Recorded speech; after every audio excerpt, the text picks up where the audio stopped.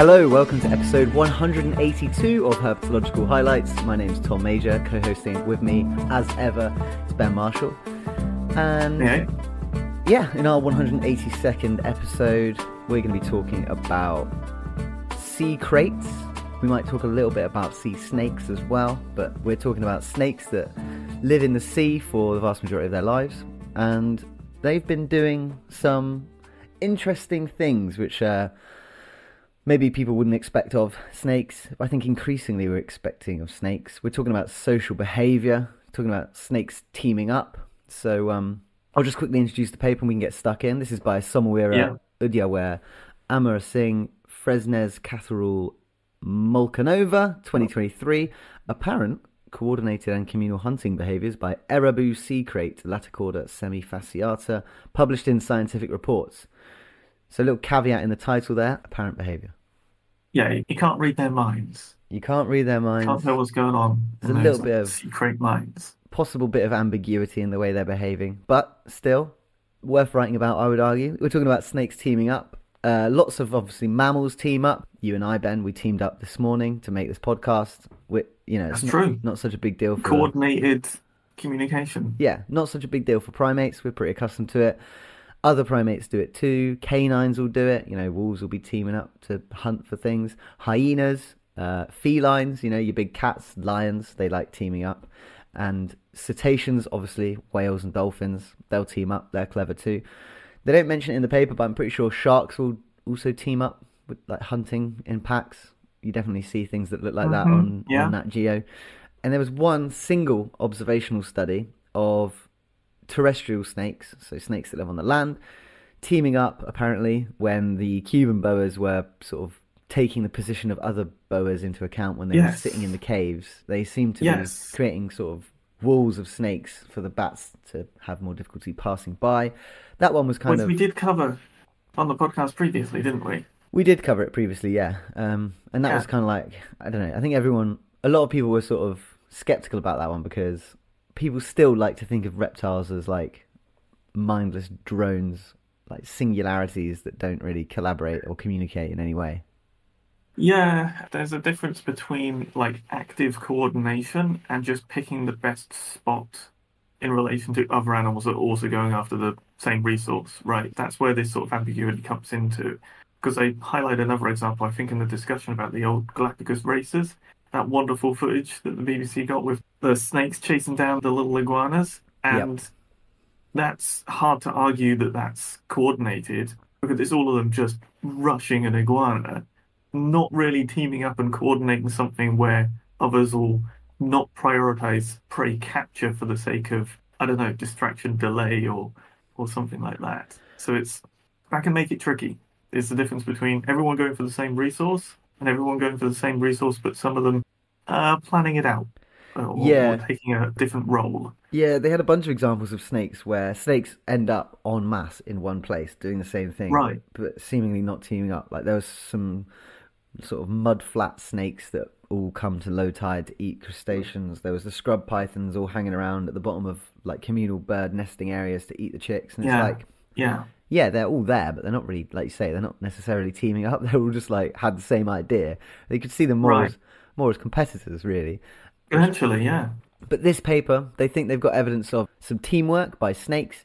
And so, this paper described the supposed communal hunting behaviour of a marine snake, the Erabu sea krait, otherwise known as the Chinese sea krait, which is Laticauda semifactiata. And this was taking place in southern Lombok, Indonesia. So nice warm water, nice to go diving. And it was while diving that they saw these sea kraits doing their behaviours. And this Erabu sea krait is an amphibious sea krait. So it's not a true sea snake. It doesn't spend its whole life at sea.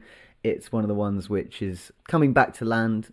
But this species actually is way more aquatic than most sea kraits. Most sea kraits shed on land, but apparently I think these shed at sea. So most sea kraits will sort of come to the land and shed their skin and lay their eggs. And a lot of them also come to coastal sort of areas at night. Like they'll sit in caves or they'll just sort of like hang around on the rocks on beaches at night because they're mostly diurnal.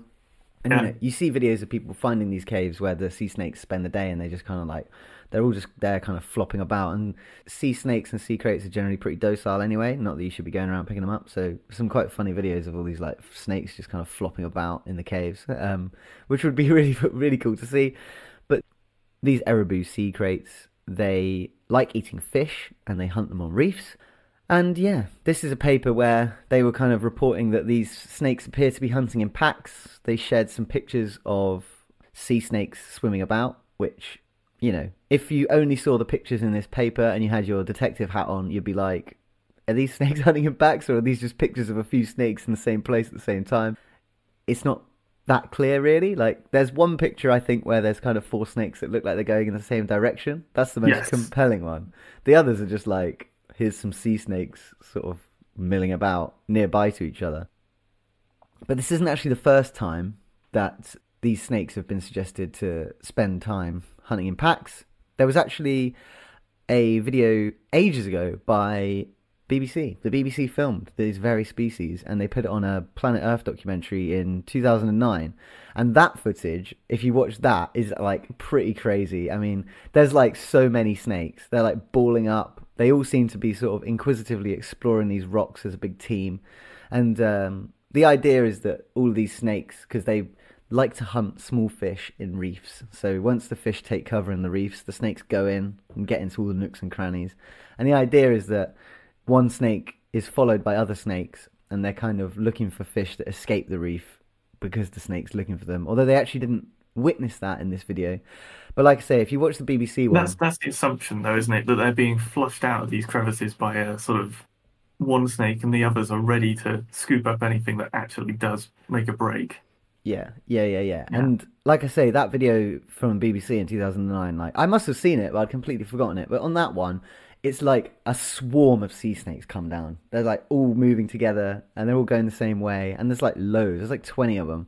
So that to me is actually a lot more compelling evidence than is presented here. Although obviously, they're taught, there's a lot of written stuff here that they've seen, and you've got to take their word for it. They're scientists. They're not fibbing. It's just that they haven't quite got the video evidence to back it Well, up. they have quite a. I mean, they meant to have 12 instances where it's filmed. Where are these films though? I don't know. I couldn't see them. No, I couldn't see them either. I couldn't find them. Yeah. But there is footage somewhere Yeah. of these ones. Okay, cool. Guess I'll just take your word for it. But anyway, we don't need it because BBC did it like 15 years ago. So yeah, it is cool, and it does appear to be snakes hunting in packs. The other thing that they'll do is group hunting, seemingly with big fish. So fish like trevally, these big, large reef fish. They seem to sort of team up with these fish. And in the BBC footage, you can see that there's like all these massive fish hanging around the sea snakes, and the big fish seem to work to scare the small fish into the reef, and then the sea snakes can kind of wiggle around in the crevices, and they can eat fish that are stuck in there that they find, but also they'll scare fish out, and there's videos of those little fish who are being scared out by the snakes, then being eaten by the larger fish, which are kind of lurking around the edge. And there Trapped was, between a snake and a fish. yeah, It's no exactly. longer a rock and hard place. It's Yeah, and Krait and Trevally.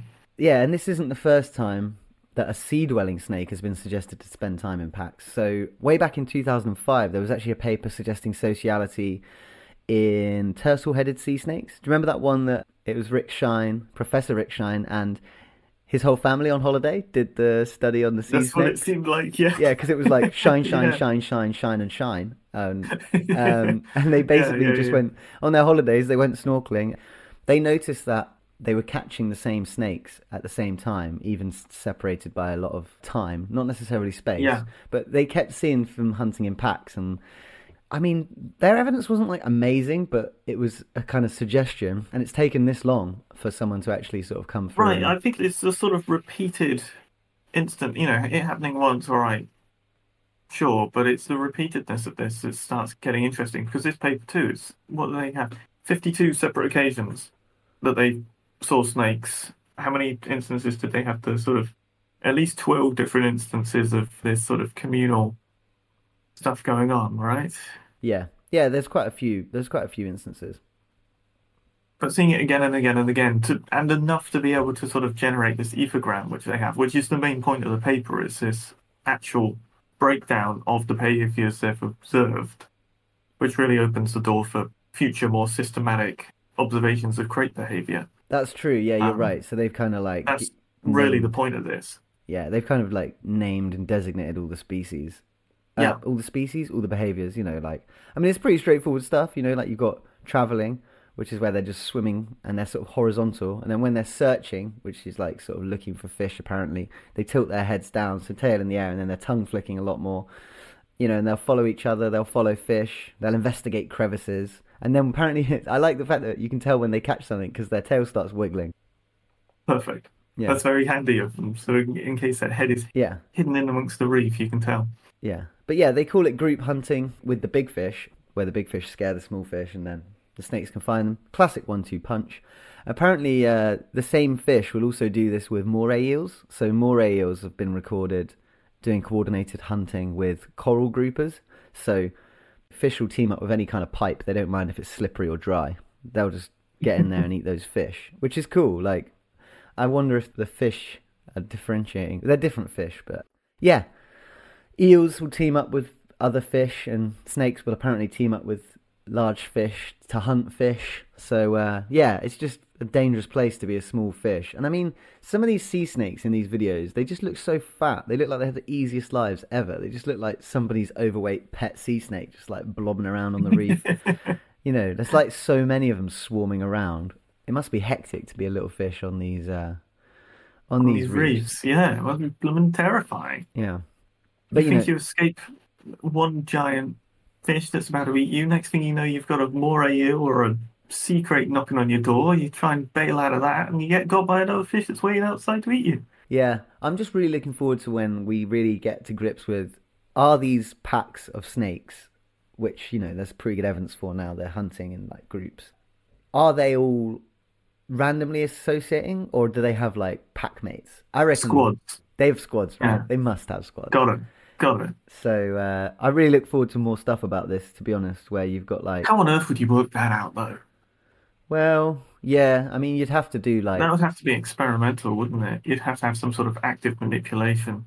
yeah, I mean, unless you had someone, you could do like tagging them and then just do some social networking stuff, see who they're associating with. That's true.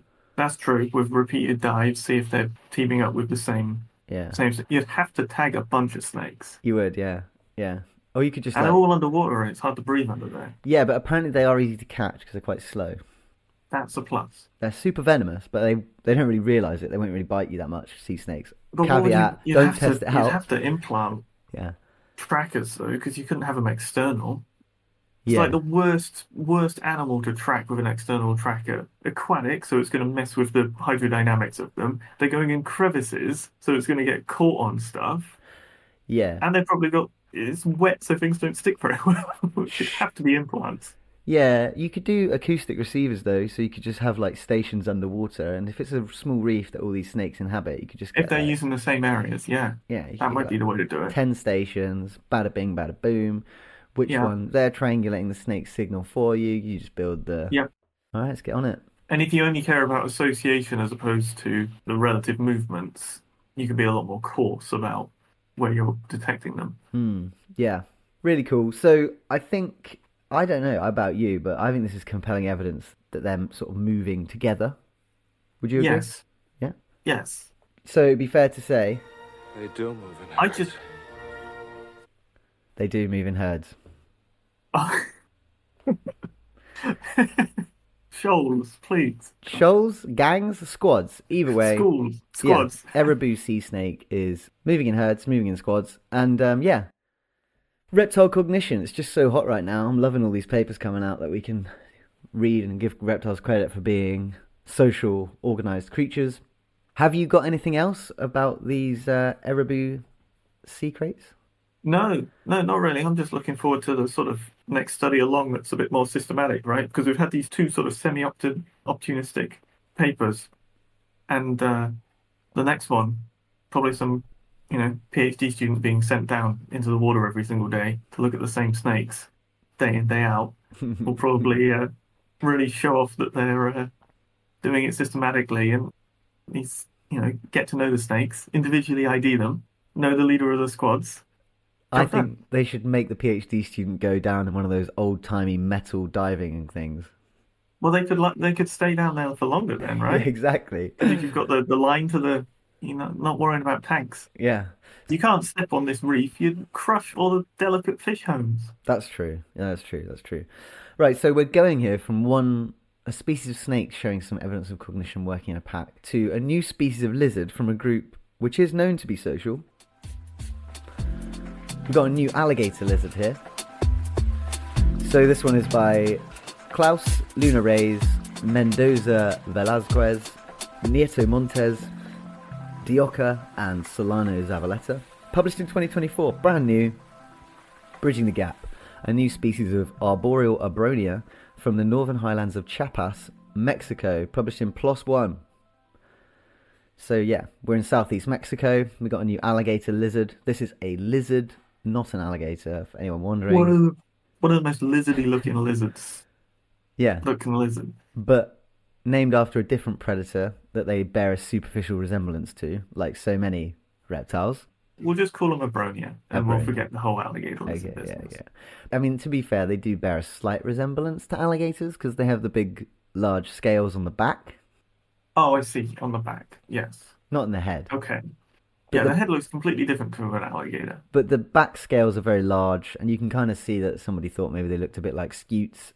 It's an unimaginative thing to have called them, but that's how we used to do things. And according to the authors, this is the 42nd species of Abronia to be described. There's been a bit of a flurry in recent years. Obviously, they're really popular in the reptile trade, this species. This paper already has 14,000 views, which is crazy for a PLOS ONE paper. So it's obviously been big news that this thing's come out. And yeah, we're in Mexico, in Chiapas, in the Northern Highlands here. The wooded forests in this part of Mexico are similar to Sky Islands. They're these kind of areas of higher altitude forest. They're up in the clouds, and it's wetter because it's in the clouds, surrounded by these sort of drier lowland areas. But because of the rain and the moisture, they end up being hubs for biodiversity, and the sort of surrounding lowlands are less biodiverse. And yeah, they've found this new species of Abronia. Should we talk about what it looks like first? Yeah. I mean, it's quite classically Abronia, right? So you've got this broad head that's as wide as the body, very tube-shaped lizard, pointy face, sort of a light chocolatey brown for most of the body with sort of square splotches going down the sides that are quite gentle, quite faded, I would say. Head is paler, sort of paler yellowy tan with those sort of splotches, giving it what appears to be sort of large comedic looking eyebrows. Yeah, they're quite chunky ones as well, aren't they? Their tails are quite fat. Yeah. One of the ones in the paper has lost its tail, so that one's got an even stubbier tail. But yeah, they kind of always look to me, Abronia, like somebody took a shingleback skink and just stretched it out. Yes. And made it arboreal. And obviously they're cool because a lot of them live in bromeliads, these epiphytic plants that grow on other plants. And these appear to be no exception. They live in bromeliads. Yes, got some beautiful pictures of the habitat in this paper with the epiphytes. Yeah, it really is cool. I was quite surprised because they live in oak pine forest. I don't know whether the pine is natural there, maybe. But it looks like a sort of tale of two halves, really, because you've got the kind of oak woodland or the natural woodland, which looks quite dense. And then you've got these sort of like pasture type areas where I think people have livestock, but they also leave the trees. And so you have there's not much ground story, but there are these big pine trees. And in the pine trees, there are bromeliads, these cool red ones hanging off the trees and the branches. And that seems to be where these things live, which is really neat. No, the pine is native. I just looked up the species of pine. It is native. Great. Oh, that's cool. Yeah. I mean, I'm probably just biased because of all the pines and stuff we have here, which are 100% not. But yeah, it's not recorded from any protected areas, this species. However, it does seem to be quite tolerant of pasture and stuff. So at least, a little bit of disturbance they can take. The name of it's cool. They gave it a good name. They've called it Abronia canemica. And this species name is derived from the word cunemo, which is the name for Copia in the indigenous Zoque language. Coapilla is derived from two Nahuatl words, Coatl and Apan, which means snake and river. So essentially, Coapilla means river of the snakes, while Canemo is kind of translated as water among the trees. It could also be place of the new or great capital or crown of hills. So, it kind of means few different things, but it's cool. And this name, which is derived from the local language, kind of refers both to the sort of behaviour and the place which support the population of this species. And they asked some local people what they thought about this name, and they were giving it 2 thumbs up. Oh, okay, so you pronounce it Kunyemiku. Kunyemiku. You weren't far off. I was way off. I said Kinemiko. It's Kunyemiku. If every single person who publishes a paper could write this out for us phonetically, that'd be amazing, because we butcher like... Because then you'd ignore it until you read it. Yeah, because that way I can do what I want to do. I decide. No, I'd like to try and... I mean, I hate butchering words. It's kind of... some extent it's inevitability, but yeah, it's nice to have it spelt out phonetically. Abronia, Kunyemiku, and yeah, they all kind of exist in these... Well, the ones that they know about exist in a small wooded tableland. It's like a flat pine oak forest on top of a big hill. None of them are in protected areas, which is, not ideal. They're getting logged, but there is some sustainable forest management, which gives the authors hope. But they suggest this species should be classed as endangered, which, not it tracks. Yeah, not ideal, but kind of makes sense. But yeah, nice paper. Obviously, how are you pronouncing it? How am I pronouncing it? You know, make me do it again. Yeah. It was Kunyemiku. That's not Kunyemika. Kunyemika. It is Kunyemika. Yeah. That's the thing with phonetically spelt things. It's hard to say them, Kunyemika. Well, it doesn't help that the English language does have that issue of same letters being said in different ways. Hang on, there's no excuse for getting that wrong. It's literally phonetically written. Kunyemika. Kunyemika. Okay. Abronia Kunyemika. Cool. Anyway, so yeah, brand new species. Excited to have it. Water among the trees. Water among the trees. Anything which has got coatl is cool. Like, yeah. Anything else? Any other business this week? I do not have any other business this week. No. Okay. Well, I've got a question for you, which came up during a Christmas game of Trivial Pursuit, which is, a month ago now, but nevertheless, I thought it'd be funny to ask you it. My dad and my brother didn't get it, and I'll never let them forget it. So, this is the question. Which species of fish is also a word which means to struggle or stagger clumsily in mud or water? Oh. Well, I've been spoiled on this then, because we were talking about stuff beforehand, but flounder, right? Did I already mention flounder to you today? Yes. Oh. That's what reminded you of this question. Damn it. Oh, well. Maybe it was fun for people who hadn't been talking to me earlier. So, yeah, Apologies for ruining it. No, it's okay. At least you're honest, because you could have just taken the credit. Because I've Absolutely not. swum around my bowl twice since that happened. All right, cool. So, yeah, I don't think we've got anything else to add, really. Just to say that you can find us online. If you want to get in touch with us, you can. herphighlights@gmail.com if you want to ask a question, or just message us if you want to ask a question, or if we got something wrong, you'd like to make a correction, or if you've got some more examples of snakes hunting in packs, that'd be cool. But yeah, we had crocodiles last week. Snakes this week. Yeah. What's the next communal hunting group? I don't know. Remains to be seen. Just to shout out the Patreons on patreon.com/herphighlights. Thank you very much for the support. If you want to join, please join. And yeah, all that remains to be said is thank you for listening. Thanks for listening.